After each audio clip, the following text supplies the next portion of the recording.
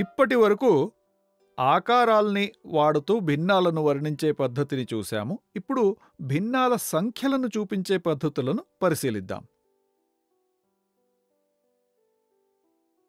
ఇక్కడ మనకు ఒక పూర్తి వస్తువు ఉంది.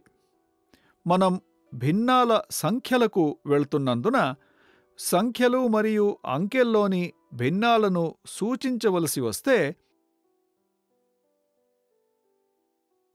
1 ఒక పూర్తి వస్తువు. నేను ఈ వస్తువుతో ఏం చేయాలి? దాన్ని భిన్నంగా చూపించాలి.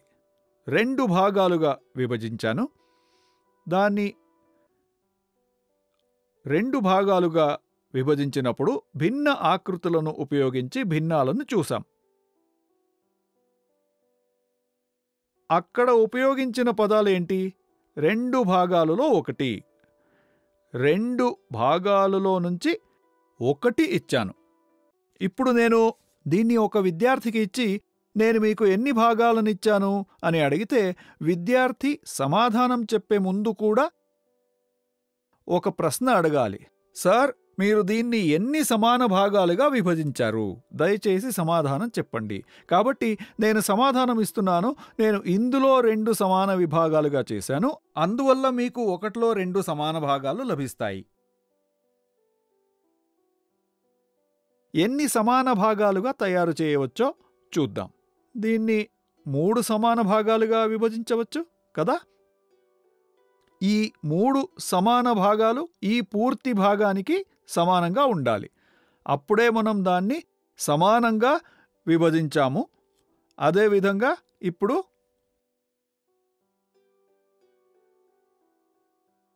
ఎన్ని సమాన భాగాలు? 1, 2, 3, 4. మనం 4 సమాన భాగాలను చేశాం. కాబట్టి ఇప్పుడు ఇక్కడ ఎన్ని సమాన భాగాలు చేశాం చూద్దాం. 1, 2, 3, 4, 5. 5 సమాన భాగాలు. దీనికి 1లో 5, 5వ వంతు.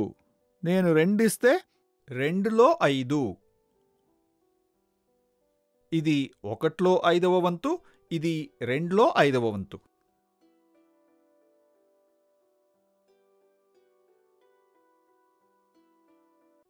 నేను దీన్ని ఎన్ని సమాన భాగాలుగా విభజించాను? ఇక్కడ కూడా మనం ఈ పూర్తి వస్తువును సమాన విభాగాలుగా విభజిస్తున్నాం.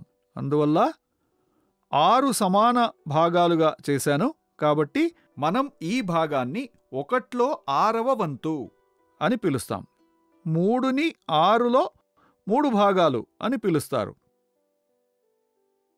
తర్వాత నేను దీన్ని 7 సమాన భాగాలుగా విభజించాను.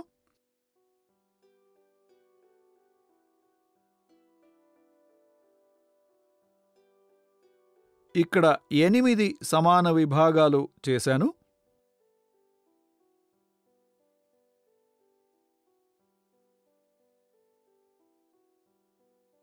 చివరకు 10 సమాన విభాగాలు.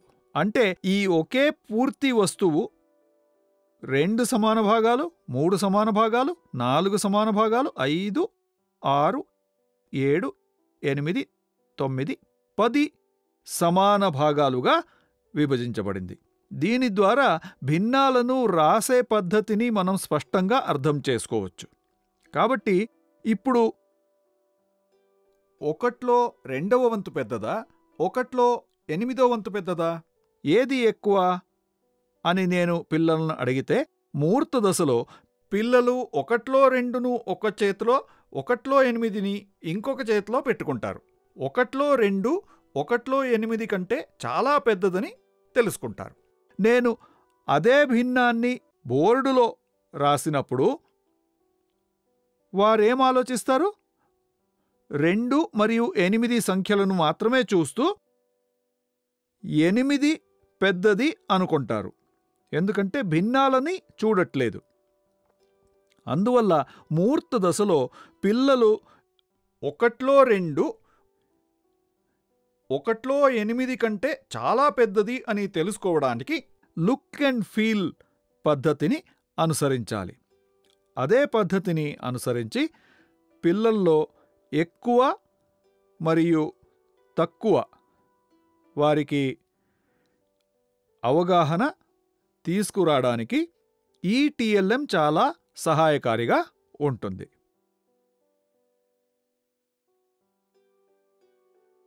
మనం దీన్ని ఈ విధంగా ఏర్పాటు చేస్తే పిల్లలు ఈ భావనను బాగా అర్థం చేసుకుంటారు.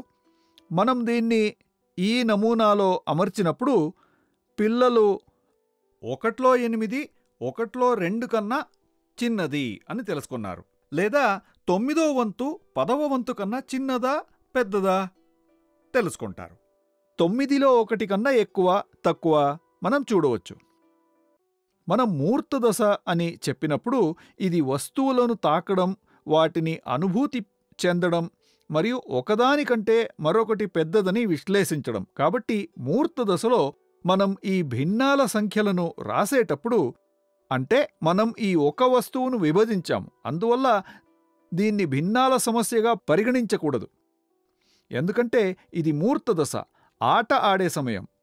ఆడి నేర్చుకోండి మరియు చేసి తెలుసుకోండి. కాబట్టి వారు వీటి గురించి ఆడుకోవడంతో పాటు అవును ఇది సరైనది అని విశ్లేషించుతారు. ఇది 3 సమాన భాగాలుగా విభజించబడింది మరియు అదే విధంగా ఇది 10 సమాన భాగాలుగా విభజించబడింది. కాబట్టి నేను ఈ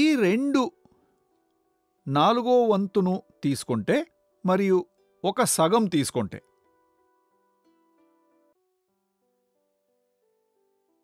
ఇవి సమానమా?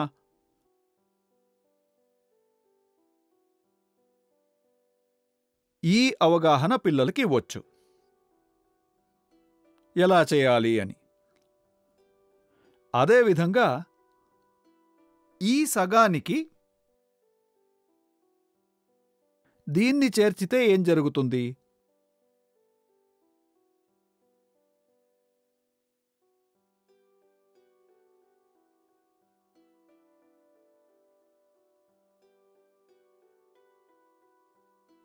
అవును కదా.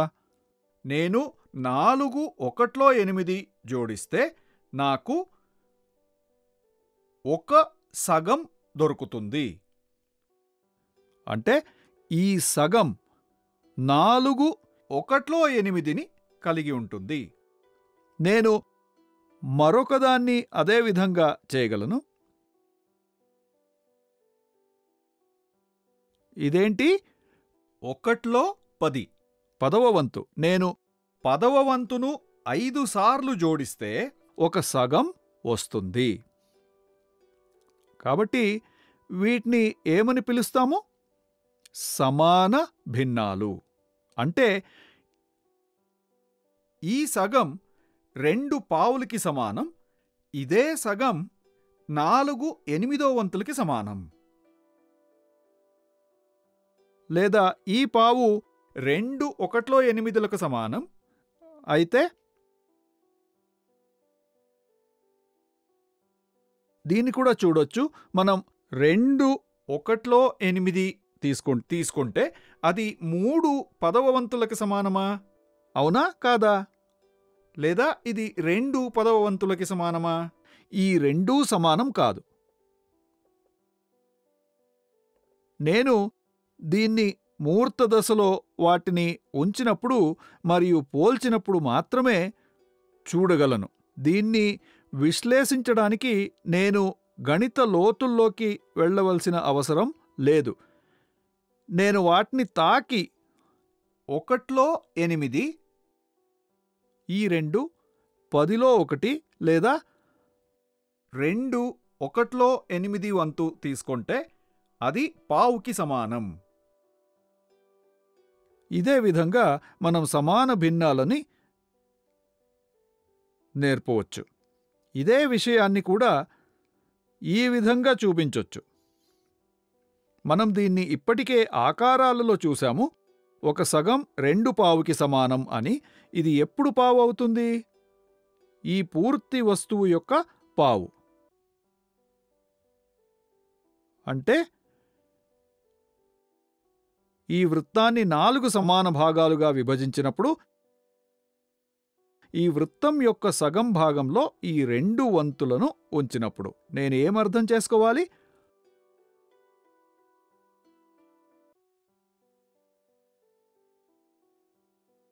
ఈ వృత్తాన్ని 4 సమాన భాగాలుగా విభజించాను. ఈ వృత్తం యొక్క సగం భాగంలో ఈ 2 వంతులను ఉంచినప్పుడు పూర్తి వృత్తం యొక్క సగం ఇక్కడ 2 పావు వృత్తానికి సమానం. ఈ 2 పావు ముక్కలు మరియు ఈ సగం సమానంగా ఉంటాయి. అదేవిధంగా ఇక్కడ మనం 2/4 వంతుని ఒక సగంతో పోలుస్తున్నాం. కాబట్టి ఇది మరియు ఇది ఒకటే కదా.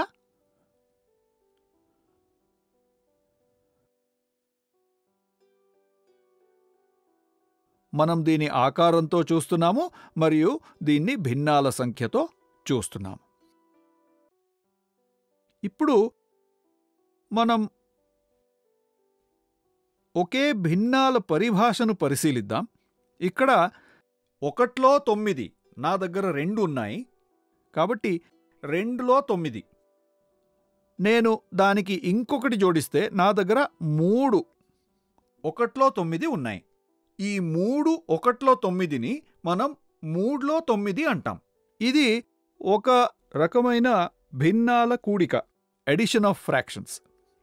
ఈ భిన్నాల కూడిక ప్రాథమిక సిలబస్లో చేర్చబడలేదు. అంటే 1 నుండి 5వ తరగతి వరకు పిల్లలకు ఈ పరిభాషను ఉపయోగించడంలో నేను 3లో 9 ఉన్నాయి లేదా 3వ వంతు ఉందని చెప్పడంలో తప్పులేదు. కాబట్టి ఇక్కడ మనం విద్యార్థులకు ఒక సమస్యనిచ్చాం. ఇక్కడ 3వ వంతు ఉంది. దీనికి సమాన భిన్న సంఖ్యలు ఏవి? 3వ వంతుకి సమానమైన భిన్నాలు. వీటిలో దేన్ని చేర్చడం ద్వారా ఈ 3వ వంతు లభిస్తుంది? నేను ఒక ఉదాహరణ ఇచ్చాను. ఇటువంటి చాలా ఉదాహరణలను ఇవ్వచ్చు. ఇంకా ఎన్ని సమాన భిన్నాలను ఇవ్వచ్చు అని పిల్లలకు ప్రాక్టీస్ చేయడానికి ఇలాంటి కార్యకలాపాలను ఇవ్వచ్చు.